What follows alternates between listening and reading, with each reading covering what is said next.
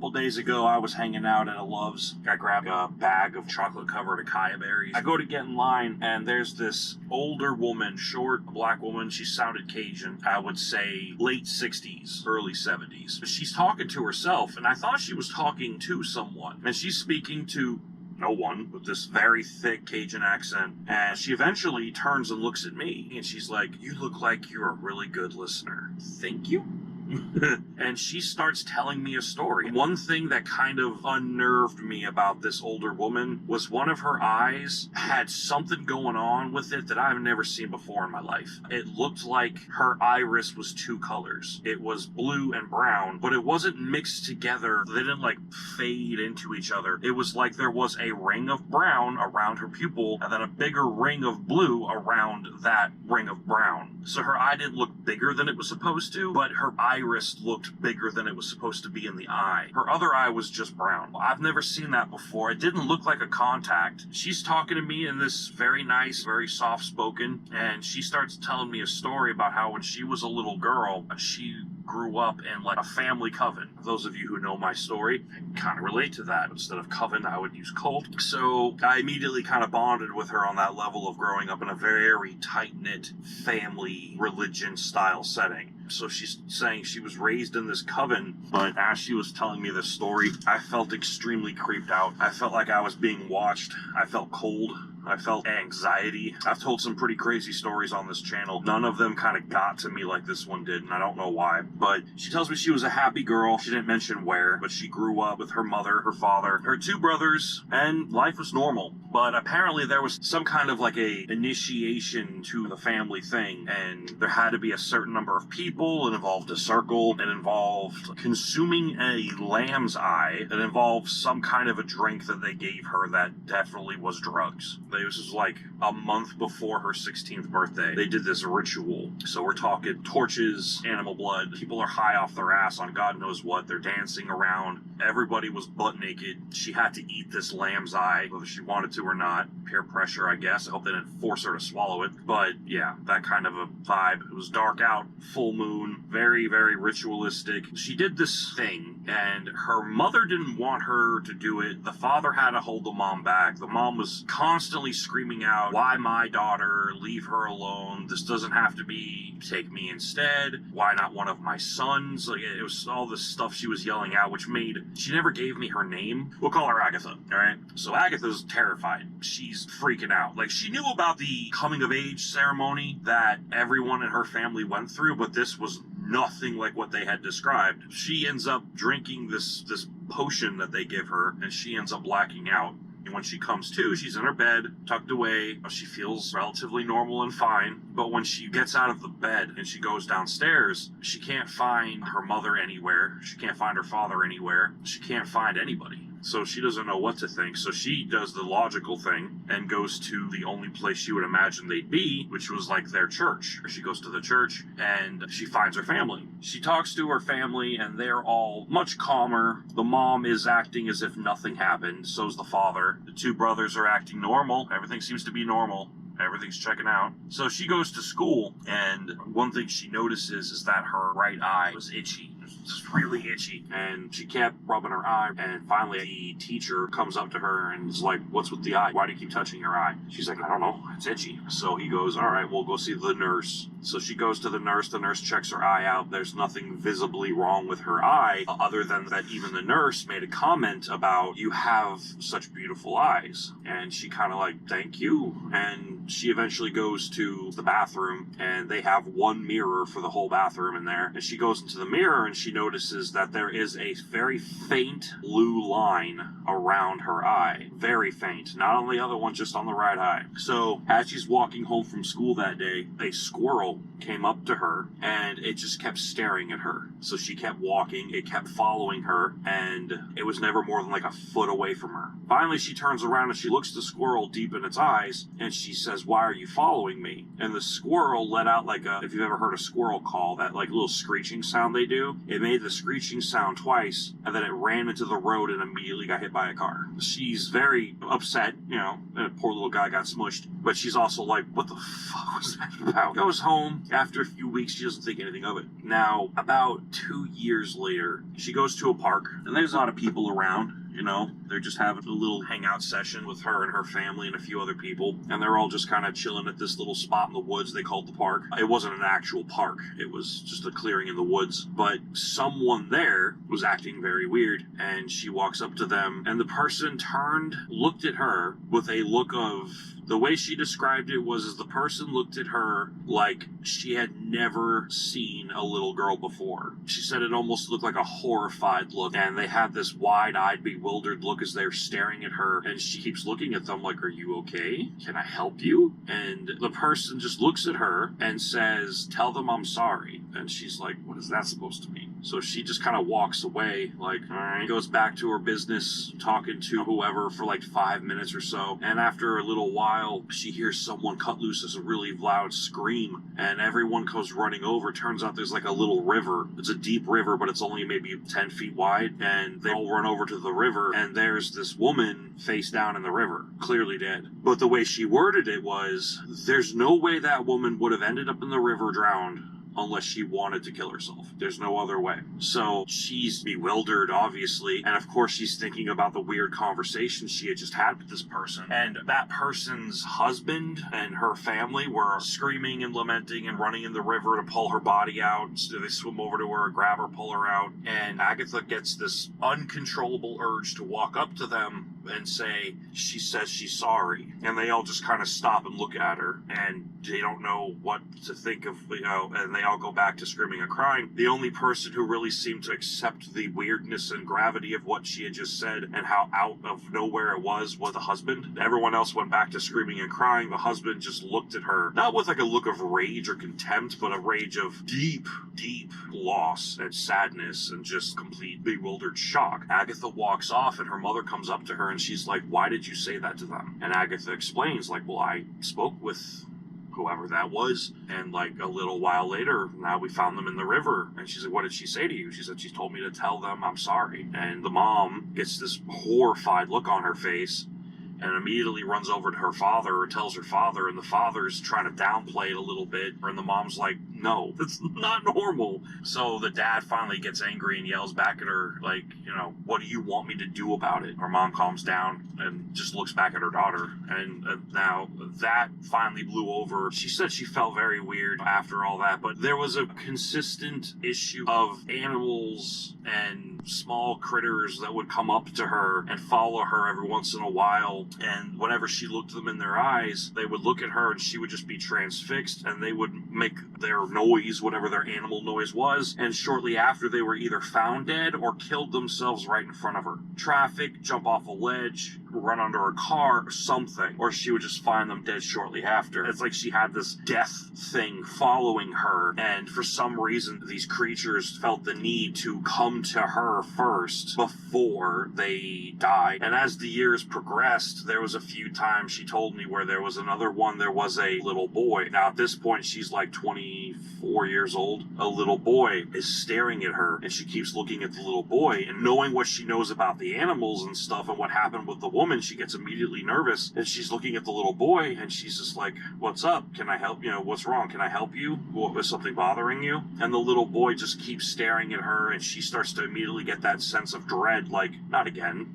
Oh, no. And she goes to lean down to actually pick the kid up to like make sure nothing happens to him or that he doesn't run off somewhere. And right as she bends down to grab him, he runs into the road and gets hit by a car. And he's dead. At this point, she's like, "I've been cursed." She only can think about this ritual that happened to her when she was still 15, about to be 16. And she goes over to her mom and dad. She finally sits them down with her brothers, and she starts telling them everything about the woman, the animals, the blue ring around her eye that oddly no one else noticed. And the mom starts crying. The dad looks super, super, super down, like he's depressed. They finally basically tell her once every century or so, someone in the church is born who needs to hold the spirit of lament or something like that. They explained to her that the leader of this church chose her and said that she was the one who needed to bear the curse, this eye of lament or whatever it is. And she's like, well, how do I fix this? At one point she gets up and she grabs a spoon and she's like, I'll fucking take the eye out. And she goes to scoop her own eyeball out, and her brothers actually stop her, and the oldest brother tells her like, that won't work. It's not the eye itself, it's the curse. The eye is just a visual marking for the spirits or the souls to recognize that it's you, but they'll sense it regardless. If you gouge your eye out, you'll just be half blind for no fucking reason. So don't do that. And she's looking at her older brother and she's like, how do you know? And he's like, I thought I was gonna be the one that was gonna get chosen for this. And he had a plan and everything. He planned on getting this ceremony performed on him, and he was going to put himself in the military where death was so commonplace that it wouldn't bother him anymore. And when they grabbed you, I didn't know what to do. But he did all the research and everything he could on this ritual, this rite, whatever you want to call it. And he was very knowledgeable about it, but he didn't get picked. So he just kind of let it be and hoped that it was just a bunch of BS, basically. And she said, like, throughout her life, the more this blue ring around her eye grew, people would go from just staring at her to, in some cases, they would try to talk to her, sometimes pleading, sometimes apprehensively, sometimes they wouldn't say anything, but they would just lock eyes with her and they'd have this look on their face. And even when she tried to not look at them back, she's like, maybe if I just don't acknowledge it, you know. She lived in a very small town, so if someone died, everyone found out about it. So she'd be in the grocery store buying whatever, and she'd see someone on the other side of the aisle just deadlocked staring at her, and she would try not to look at them, hoping that it would maybe just not work, and she'd walk away, but the person would always somehow either find her and keep staring, or they would just have already stared long enough, and sometimes a few minutes, sometimes a few hours, sometimes a few days later, everybody would find out that most of the time it was killed themselves. Sometimes it was just an accident. She walked outside to go to work one day, and there was an older gentleman across the street standing in his driveway staring at her. And he went back in his house, but apparently he said that he was trying to do something on his roof. I think he was trying to replace like a roof tile or clean the gutters or something, and he fell off a ladder and died. So while she's telling me the story, I'm getting this really cold, really uncomfortable sensation because while she's telling me the story, what do you think I'm doing? Looking at her. Maybe not with a bewildered look of horror on my face. I'm just kind of looking and listening, but I'm staring right at her. And I kind of got this look, and she puts her hand on my arm, and she kind of gives a little squeeze, and she's like, don't worry about it, baby, it ain't you. And I'm just like, yeah. Nice. So she keeps telling me the story about how it got to a point where eventually she came into the house coming back from a party, and she was a little wasted, and her dad was staring at her. He was one of those, you know, oh, you're going to a party? Well, I'm going to stay up until you come home kind of guys. Not like she was in trouble, but like he's like, I'll be available and awake and near the phone in case you call, because there were no cell phones. So she comes home. She clicks the light on, sees her dad sitting in the chair, and she's like, you know, hello, Papa. And he doesn't say anything. And she looks over at him, and he's got the look in his eyes that he's just staring at her. And she's starting to panic, and she's like, you know, Dad, it's not funny.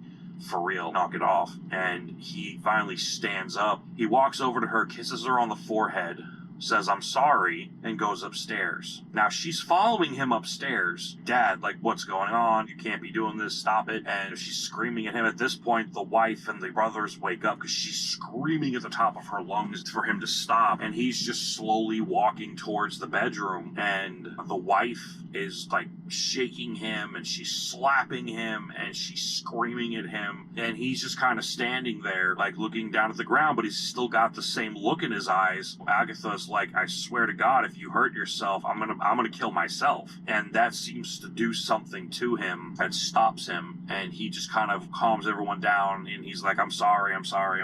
And everyone eventually goes to bed.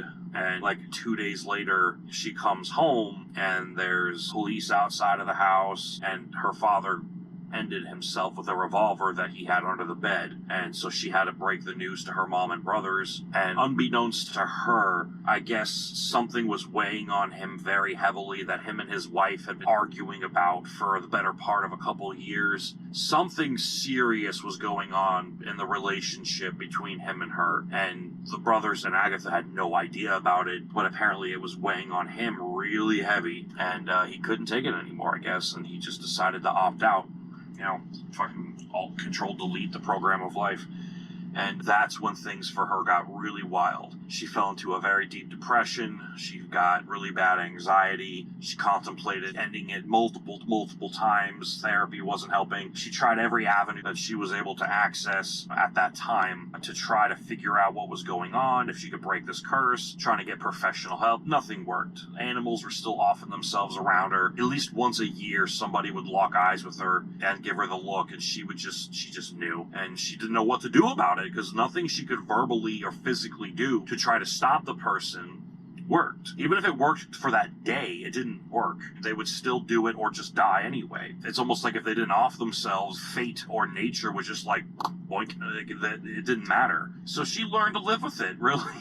This is what she said that gave me the absolute heebie-jeebies. And I asked her, did you ever try to end it? And she's like, I tried it once. And I was like, what happened with that? She said she grabbed a razor blade for like a straight razor for like men's shaving kit, she was gonna take a wild guess. And as she went to do it, she noticed her reflection was staring at her the way other people had before they did it. And she looked into her reflection. Her reflection was moving independently from her, staring at her no matter what she did. Her reflection just locked eyes with her and kept staring at her. But this time, it wasn't the look everyone else gave her before they did this or died. It was a look of absolute burning hatred and just anger. Like, if you do this, something really bad is going to happen. Well, she decided not to do it, and she's gone through her life, and she said even to this day, every once in a while she'll find someone afar and they'll be deadpan locked staring at her. And I was like, so what did you do for a living? Like, how did you live your life with this? She put it to good use. She got a job in the medical industry as a nurse, and whenever she would come across somebody with that look, she would notify the family to come immediately, and most of the time they would get there in time to talk with the person before they died. Now, while she was in the hospital, there were very few suicides. Most of the time it was just people dying of cancer, age. But she saw it more often because she's in a hospital setting. She tried using it for good. She tried using it as an early warning system to give families a chance to say their farewells to their loved ones before they passed away. And she worked in the medical field, I think she said, for 40 years before she retired. Here's another few things that also made things very uncomfortable. She said now she's just a ghost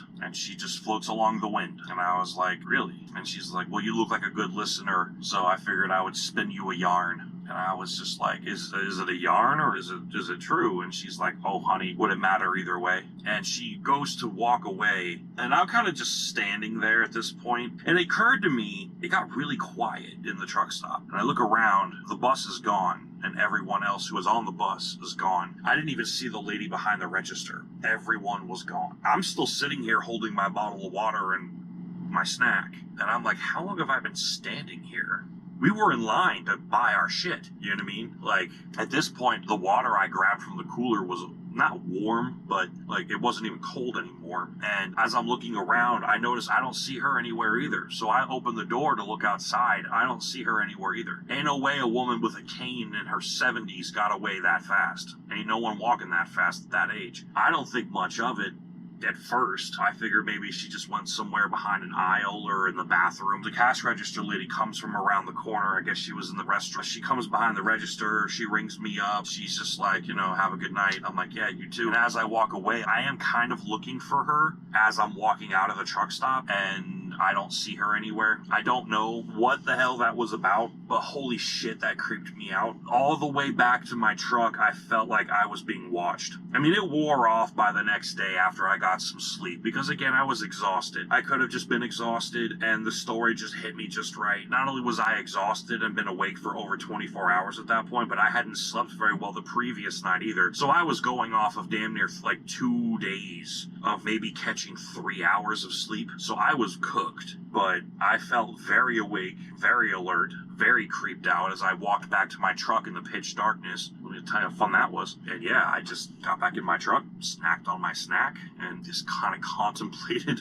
everything that had happened. And I was going to make a video about it, but I thought better of it. I was like, no, I need to lay back down and try to get some sleep, which I'm glad I did, because I was able to catch like a 2-3 hour nap. It was enough to push me through one more drive shift before I got some real sleep. But yeah, what do y'all think of that? And I'm really not trying to sell it as creepier than it was. This woman could have been senile. She could have been blowing smoke up my ass. But something about the way she told it and how I lost track of all time, and then I lost track of her. I didn't even notice that everyone in the truck stop had cleared out. Like, I didn't even notice that it got quiet and everybody in the truck stop was gone.